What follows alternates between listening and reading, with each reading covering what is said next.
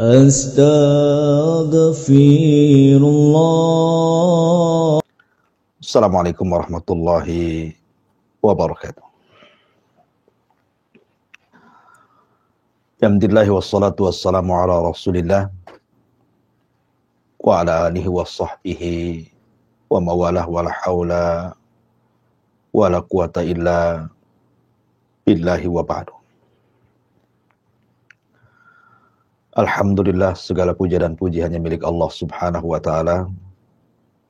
Salawat dan salam tentunya kita hadiahkan hanya kepada Rasul kita, Nabi besar Muhammad sallallahu alaihi wa ala alihi wasallam. Pembahasan di pagi hari ini kita akan melanjutkan kajian tafsir singkat masih dari surah-surah pendek dalam juz amma yang sempat tertunda.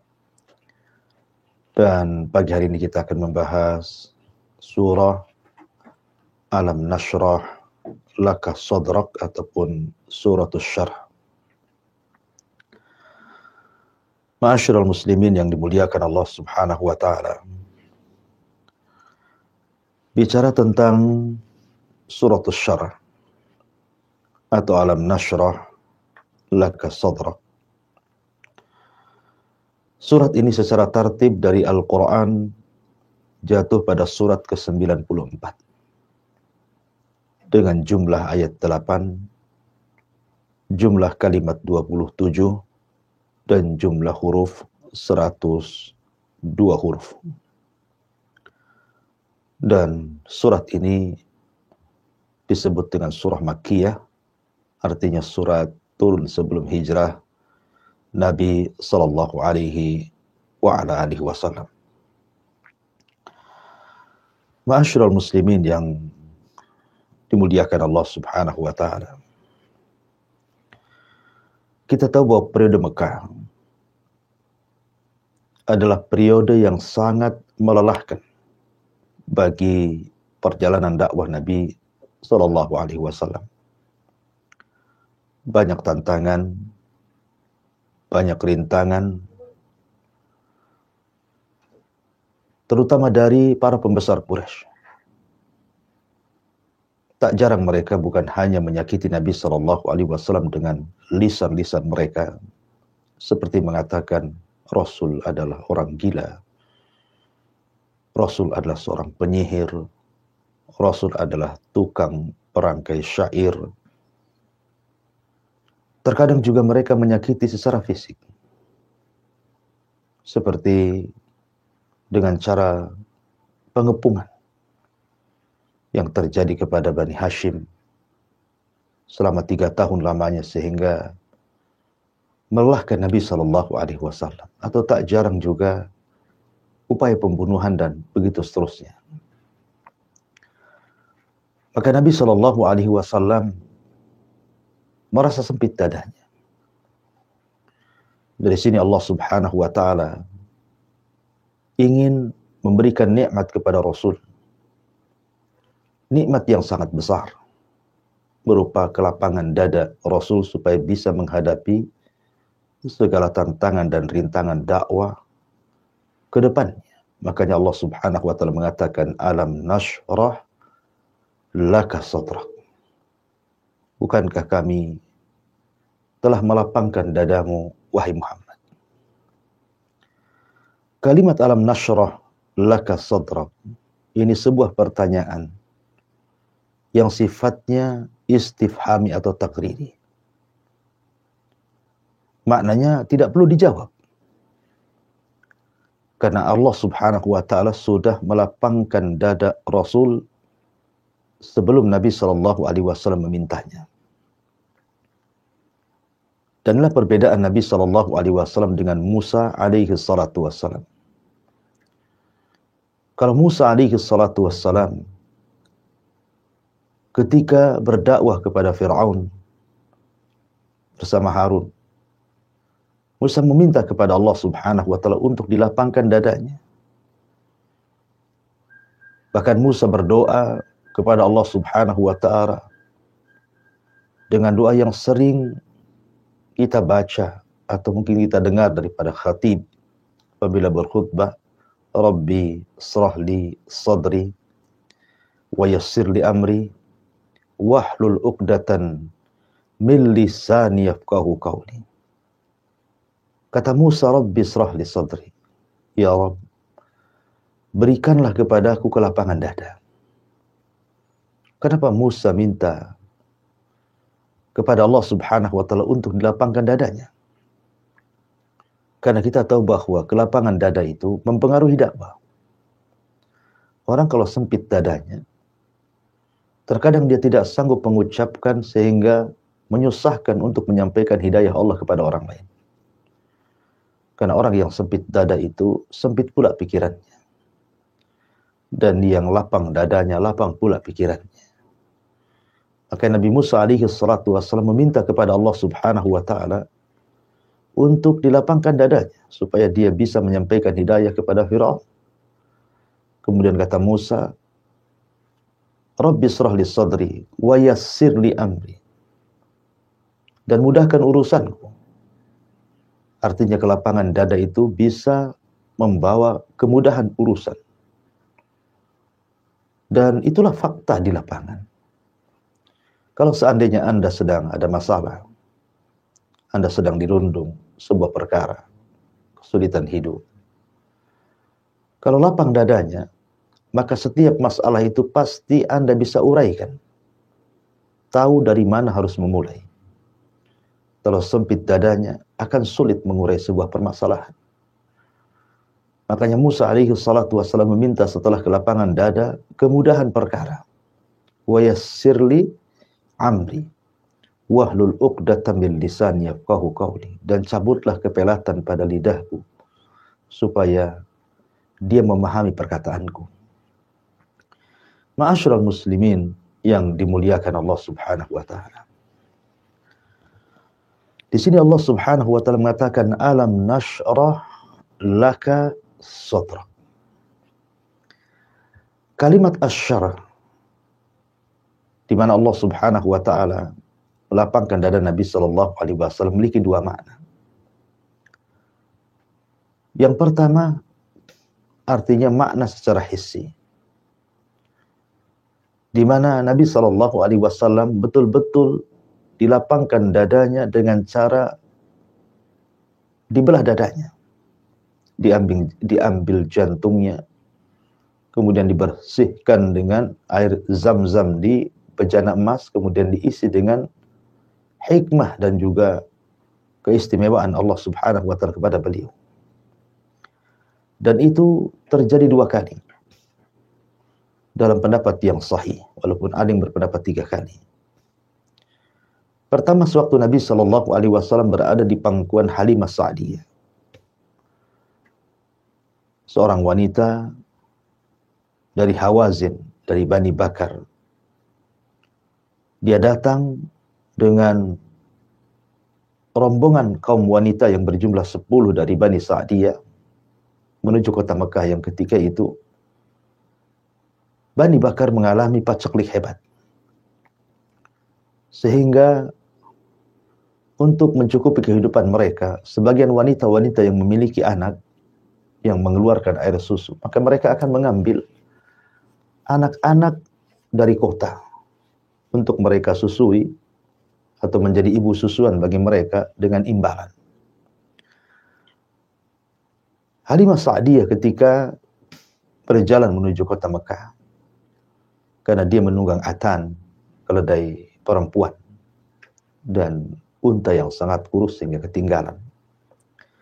Sementara 9 wanita yang lainnya, kawan-kawannya sudah mendapatkan bayi-bayi yang mereka akan susukan. Dari bayi-bayi orang-orang yang terpandang, orang-orang yang berduit. Tiba-tiba ketika Halimah sampai saja di kota Mekah, sudah tidak ada bayi lagi. Sudah habis diboyong atau diborong orang-orang atau kawan-kawan wanitanya. Kecuali 1 bayi.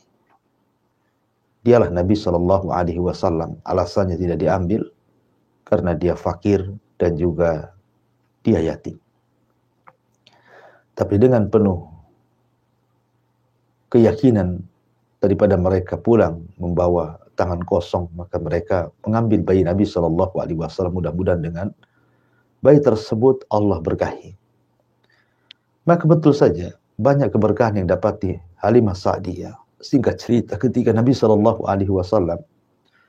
berada di pangkuan Halimah Sa'diyah, didatangi oleh malaikat. Kemudian membawa Nabi SAW, kemudian membelah dadanya, mengambil jantungnya, membersihkan dengan air zam-zam dalam bejana emas, kemudian memasukkan padanya ilmu dan hikmah, kemudian menjahit kembali. Dan itulah yang menjadi ketakutan Halimah, akhirnya mengembalikan Nabi SAW ke tangan ibundanya Aminah. Tapi ini pembersihan dada yang pertama yang membuat hati Nabi SAW sedari kecil sudah lapang. Kemudian pembelahan yang kedua, saat peristiwa Isra dan Mi'raj. Saat peristiwa besar, yang ketika itu Nabi SAW mengalami masa-masa kesulitan yang luar biasa. Ketika dakwahnya ditolak di Mekah, kemudian dia berusaha untuk berdakwah ke Taif. Tapi sayang kemudian di Taif dia pun disakiti oleh orang-orang Taif. Oleh wanita, anak-anak, bahkan hampir semua orang-orang Taif itu menyakiti Nabi SAW. Sebab itulah maka Nabi SAW kemudian dihibur hatinya oleh Allah Subhanahu wa taala. Dibuat semacam peristiwa besar untuk Nabi SAW, peristiwa yang dikenal dalam sejarah sebagai peristiwa Isra yang tertuang dalam surah Isra. Kemudian juga ada peristiwa Mi'raj yang tertuang dalam surah An-Najm. Nah, Nabi SAW sebelum peristiwa ini juga terjadi pembelahan dada. Kemudian Allah Subhanahu wa taala perintahkan malaikat untuk membersihkan dadanya.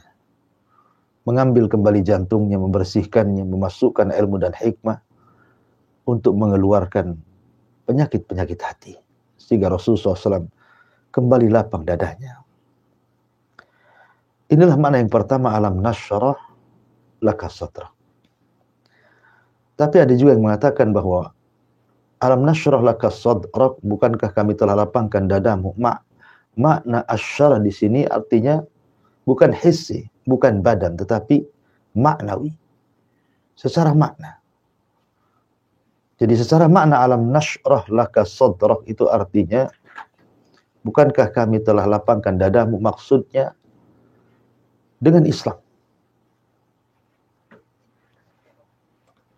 Karena Allah Subhanahu wa taala mengatakan, "Man yuridillahu an yashrah sadrahu lil Islam." Jadi Allah Subhanahu wa taala mengatakan bahwa agama Islam itulah yang menjadikan kelapangan dada Nabi sallallahu alaihi wasallam. Dan dua-duanya benar, baik makna secara hissi ataupun makna secara maknawi. Tapi yang jelas bahwa lapangnya dada, faedahnya bagi kita adalah sebuah hal yang sangat penting bagi kehidupan kita. Terkadang kita lihat ada orang yang sempit dadanya karena mereka meninggalkan kewajiban Allah Subhanahu wa taala, tidak salat, tidak puasa, tidak zakat, tidak pernah membaca Al-Qur'an, tidak berzikir, sehingga sempit dadanya. Atau lantaran kemaksiatan, terlampau banyak maksiat kepada Allah Subhanahu wa taala, berzina, minum khamar, berjudi, atau maksiat apapun, sehingga terkadang menyempitkan dada. Atau karena mungkin urusan keluarga ada masalah, mungkin dalam usaha ada masalah, di kantor ada masalah, di pasar ada masalah, di pekerjaan ada masalah, sehingga menjadikan sempit dadanya. Terkadang kita mengalami hal-hal yang seperti ini, kesempitan dada, sehingga kita butuh kelapangan dada kita untuk bisa berpikir jernih. Karena sempitnya dada itu menjadikan sesuatu kebahagiaan itu beralih kepada sebuah keperitan. Menjadikan sesuatu yang mudah itu menjadi sebuah kesulitan. Makanya kalau kita lihat bahwa orang yang bahagia itu sebenarnya apabila Allah Subhanahu wa ta'ala lapangkan dadanya. Sebab kalau dada ini lapang, rumah yang kecil pun terasa luas. Keluarga yang sedikit pun terasa banyak. Rizki yang tidak banyak pun seolah-olah mencukupi. Tapi kalau sempit dadanya, maka rumah yang luas akan terasa sempit. Keluarga yang banyak akan terasa sepi. Dan begitu seterusnya. Makanya kita meminta kepada Allah Subhanahu wa ta'ala agar terus dilapangkan dada kita. Minta kepada Allah. Seperti permintaan Musa alaihi salatu wassalam, Rabbi srah li sadri. Ya Allah, lapangkan dadaku. Ya Allah, lapangkan dadaku. Karena sekali lagi bahwa kelapangan dada ini bisa menjadikan yang tertutup terbuka. Bisa menjadikan sesuatu yang sempit menjadi lapang. Bisa menjadikan sesuatu keperitan menjadi sebuah kebahagiaan. Maka Allah Subhanahu wa ta'ala mengatakan, alam nashrah laka sadrak. Kemudian Allah Subhanahu wa ta'ala mengatakan, wa wada'na anka wizrak alladhi anqadha dhahrak.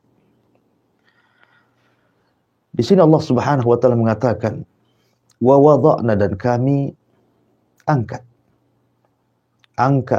darimu wizrak, dosa-dosamu, kesalahanmu.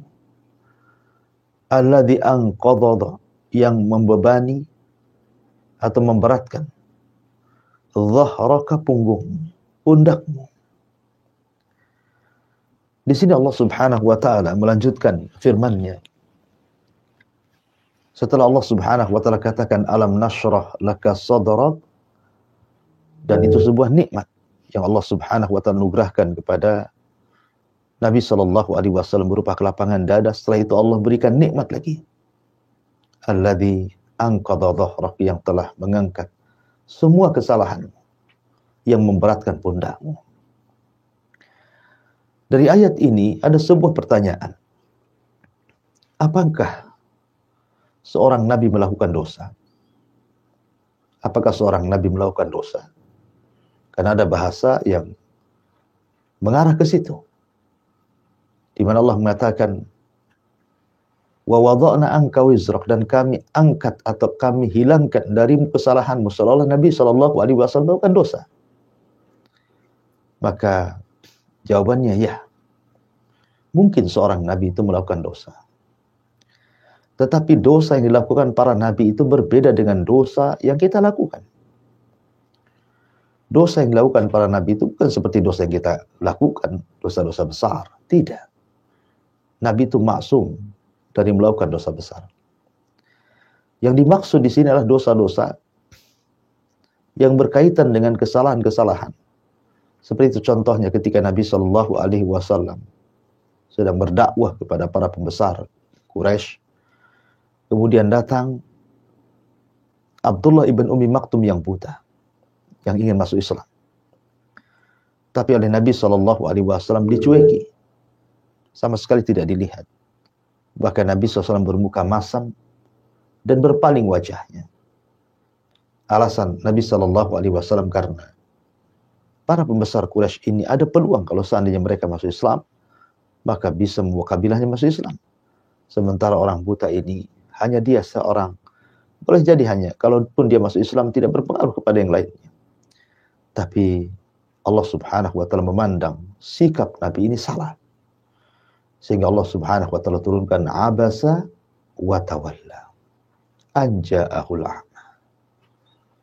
Allah Subhanahu wa ta'ala turunkan ayat ini, abasa wa tawalla, ketika bermuka masam dan berpaling, ketika datang seorang laki-laki yang buta, maksudnya Abdullah bin Ummi Maktum. Tidak boleh dilakukan seorang nabi seperti ini. Karena Abdullah bin Maktum jelas-jelas ingin masuk Islam, sementara orang-orang kafir Quraisy itu belum tentu mereka masuk Islam. Lah kesalahan-kesalahan yang seperti ini yang dimaksud wa wada'na anka wizra. Dan kami letakkan kesalahan-kesalahan dari Muhammad. Ataupun mungkin contoh yang lain ketika Nabi Shallallahu Alaihi Wasallam memutuskan hukuman bagi para tawanan Badar. Ketika itu Nabi Shallallahu Alaihi Wasallam memilih idenya Abu Bakar dan tidak mengambil pendapatnya Umar. Sementara Allah Subhanahu Wa Taala menguatkan pendapatnya Umar. Kesalahan-kesalahan yang seperti ini yang dimaksud, dan kami angkat darimu kesalahan-kesalahanmu yang memberatkan punggungmu. Tapi yang jelas bahwa Nabi Shallallahu Alaihi Wasallam adalah manusia yang suci, diampuni dosanya yang telah, yang sedang, dan yang akan datang. Sebagaimana hadis Aisyah radhiyallahu anha, ketika Nabi Shallallahu Alaihi Wasallam sedang sholat malam, kemudian tanpa terasa tangan Aisyah Ummul Mukminin memegang kaki Nabi yang pecah-pecah. Kemudian Aisyah radhiyallahu anha mengatakan, "Ya Rasulullah, bukankah dirimu sudah diampuni dosa yang telah, yang sedang, dan yang akan datang? Kenapa kau berbelah letih seperti ini?" Maka Nabi SAW mengatakan kepada Ummul Mukminin Aisyah radhiyallahu anha, "Afala akuna abdan syakura. Salahkah aku menjadi hamba Allah yang bersyukur?" Lihat, walaupun Nabi Shallallahu Alaihi Wasallam manusia yang telah diampuni dosanya yang telah, yang sedang, dan yang akan datang, tetapi dia tidak pernah berhenti ibadah. Dia justru semakin semangat ibadahnya sampai kakinya pecah-pecah karena beliau tidak pernah meninggalkan qiyamul lail seumur hidupnya kecuali hanya 2 malam dalam periode Mekah. Ma'asyiral muslimin yang dimuliakan Allah Subhanahu wa taala. Kemudian Allah mengatakan, "Alam nashrah laka sadrak wa wada'na anka wizrak alladhi anqadha dhahrak wa rafa'na laka dzikrak." Dan kami angkat dirimu wahai Muhammad, dzikraka, penyebutanmu. Allah Subhanahu wa taala telah mengangkat Nabi Shallallahu Alaihi Wasallam di dunia ataupun di akhirat. Lihat di dunia, bagaimana seorang muadzin yang dikumandangkan oleh manusia sejak zaman Rasul sampai hari ini, di masjid-masjid, di musola-musola, bahkan terkadang dijadikan ringtone handphone gitu, bahkan terkadang dijadikan alarm. Dalam lafaz-lafaz adzan itu ada lafaz Muhammad. Artinya diangkat namanya dalam adzan. Kemudian juga diangkat namanya dalam salat.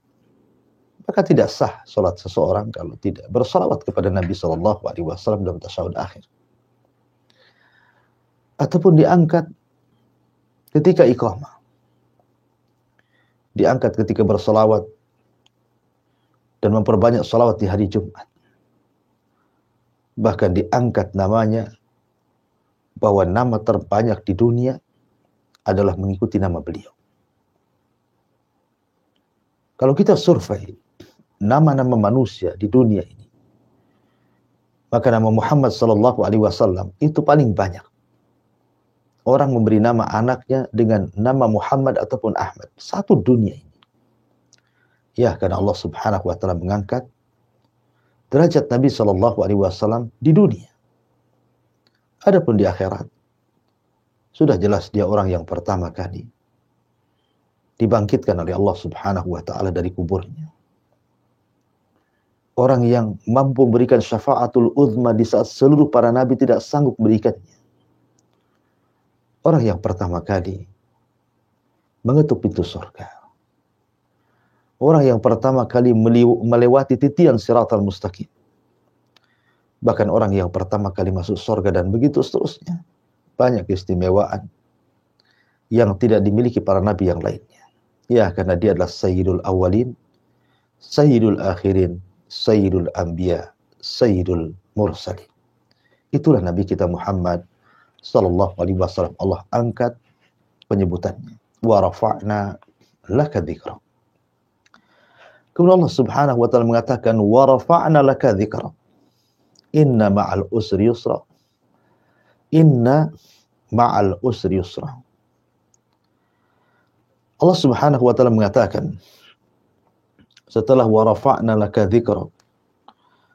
Fa inna ma'al usri yusra, inna ma'al usri yusra. Fa inna ma'al usri yusra. Inna ma'al usri yusra. Saya ulangi dari awal. Sedikit. Bahwa surah Asy-Syarah ini adalah surah Makkiyah. Namanya surah Makkiyah ini, Nabi SAW mengalami keperitan dakwah yang luar biasa. Kelelahan, keletihan, tantangan, rintangan, ujian, macam-macam. Tapi Allah Subhanahu wa taala menghibur Nabi SAW dengan mengatakan fa inna ma'al usri yusra, inna ma'al usri yusra. Seolah-olah mengatakan di balik kesulitan yang kuhadapi Muhammad, ada kemudahan, tenang. Di balik keperitan akan ada kebahagiaan. Di balik ujian pasti akan ada kelapangan. Inna ma'al usri yusra. Di sini al-usr menggunakan alif lam. Sementara yusra tidak menggunakan alif lam alias nakirah. Seolah-olah ma'rifat itu tidak memiliki makna kecuali satu. Beda dengan nakirah, bisa memiliki makna dalam bilangan itu lebih. Seolah-olah Allah ingin katakan kalimat fa inna ma'al usri yusra, inna ma'al usri yusra itu, kalau kamu ditimpakan satu kesulitan, maka akan datang kepadamu 2 kemudahan, 3 kemudahan, 4 kemudahan. Seperti itulah. Maka kita katakan kepada orang-orang yang mungkin hari ini Anda sedang memiliki masalah dalam ekonomi. Ingat, pada setiap kesulitan itu ada kemudahan. Bagi Anda yang hari ini Anda mungkin dapat musibah, mungkin Anda kecelakaan, maka saya katakan inna ma'al usri yusra. Ingat, pada setiap kesulitan itu pasti ada kemudahan. Bagi Anda yang ada masalah keluarga, cekcok antara suami istri, ingat inna ma'al usri yusra. Dalam kesulitan yang sekarang Anda hadapi, nanti akan ada kemudahan. Bagi Anda yang ditimpa apapun masalahnya, masalah apa saja, maka ingat inna ma'al usri yusra. Pada setiap kesulitan itu pasti ada kemudahan. Yakin. Kesulitan itu adalah ujian dari Allah Subhanahu wa taala untuk mengangkat derajat kita. Terkadang untuk menggugurkan dosa-dosa kita. Ma'asyiral muslimin yang dimuliakan Allah Subhanahu wa taala. Kemudian Allah Subhanahu wa taala akhiri ayatnya fa idza faragta faqsab. Apabila engkau sudah selesai melakukan sebuah perkara, fangsab, maka berdirilah. Beribadahlah kepada Allah Subhanahu wa taala. Artinya fa idza faragta, kalau engkau selesai wahai Muhammad, kau selesai mengurus umatmu, mengurus sahabat-sahabatmu, mengurus keluargamu, mengurus anak-anakmu, mengurus masyarakatmu. Fangsab bukan berarti kemudian Anda tidur, Anda istirahat, tidak. Maka mulailah berdiri, beribadah, berikan hak Allah Subhanahu wa taala. Seolah-olah di dunia ini kita tidak beristirahat. Kalau kita sudah melakukan satu ibadah, maka lakukan ibadah yang lain. Kalau sudah selesai, lakukan lagi ibadah yang lainnya. Kalau sudah selesai, lakukan ibadah yang lain. Dan begitu seterusnya, agar kita ditutup dengan ibadah yang biasa kita lakukan. Fa'amma man a'ta wattaqa wa saddaqa bil husna fasanuyassiruhu lil yusra. Fasanuyassiruhu lil yusra. Kalau kita sudah dimudahkan melakukan sebuah ibadah, kemudian melahirkan ibadah yang lain, maka Allah Subhanahu wa taala sudah mudahkan kita melakukan ibadah, maka Allah mudahkan lagi sehingga kita akan ditutup dengan kemudahan ibadah kepada Allah Subhanahu wa taala. Inilah tafsir singkat daripada surah Asy-Syarah. Saya kembalikan kepada moderator. Falyatafaddal masykurah. Soal sampai sekolah paparannya dalam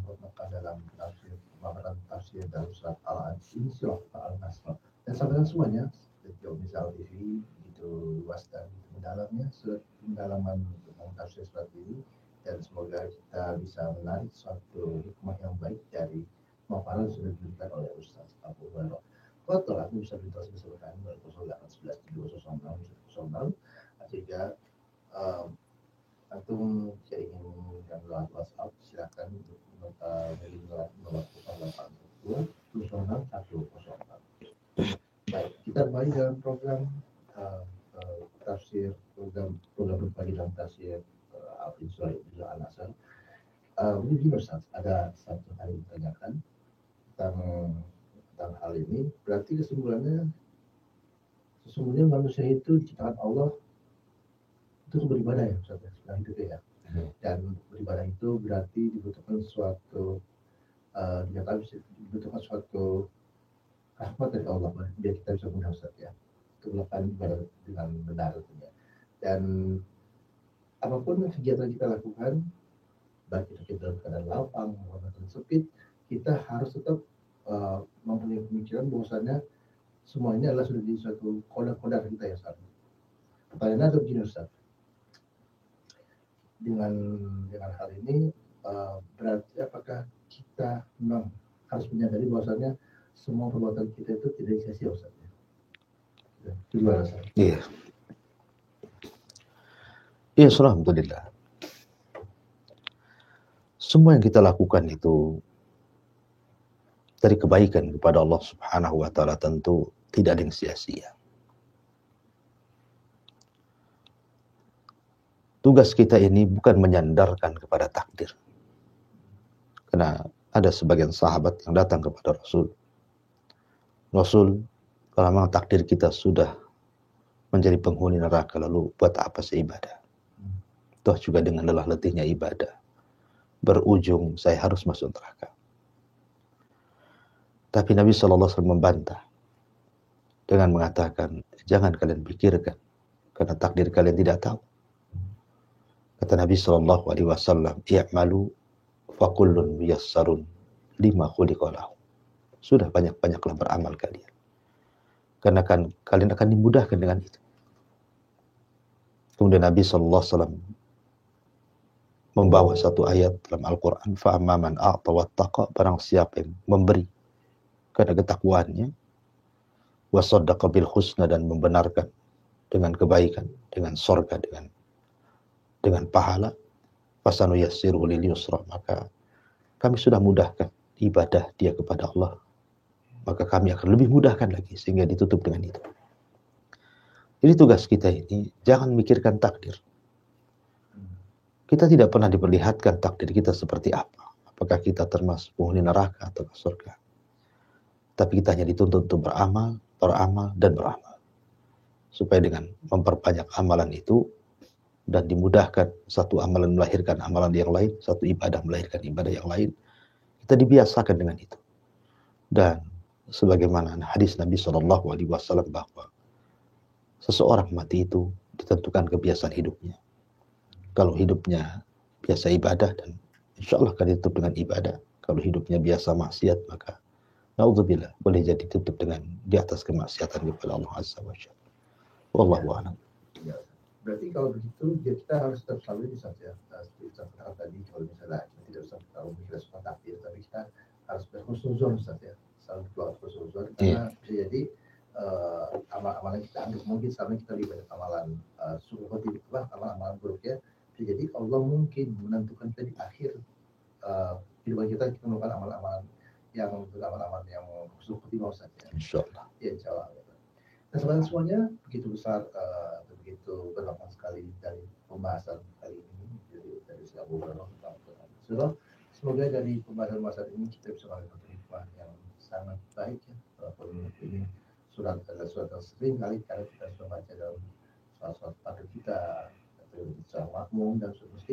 Dan semoga dalam pembahasan ini kita jadi mulai paham bahwa surat yang sudah Allah buat ini akan menjadi suatu hikmah dan sebuah pelajaran dan ibrah buat kita agar kita seorang muslim yang taat insya Allah. Dan akhirnya kita program kita pagi ini dengan sangat berbasis. Subhanallahumma wa bihamdika. Asyhadu an la ilaha illa anta